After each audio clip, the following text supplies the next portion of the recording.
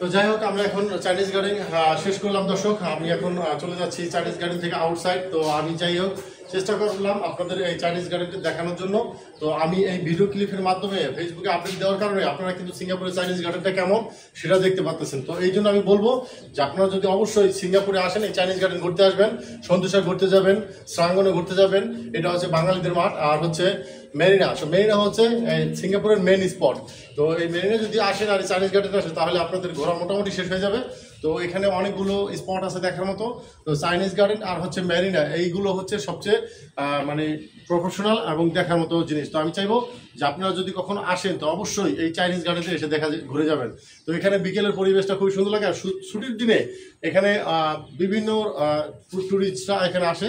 তো আপনারা আসবেন, এখানে এসে ঘুরে দেখে যাবেন। তো এখানে খুবই সুন্দর একটি জায়গা, না আসলে কখনো উপলব্ধি করতে পারবেন না। ঠিক আছে ভাই, ভালো থাকবেন আপনারা সকলেই। আর ঘুরে দেখানোর জন্য ধন্যবাদ। আপনারা ভিডিওটা শেয়ার করে দেবেন। ধন্যবাদ, ভালো থাকবেন।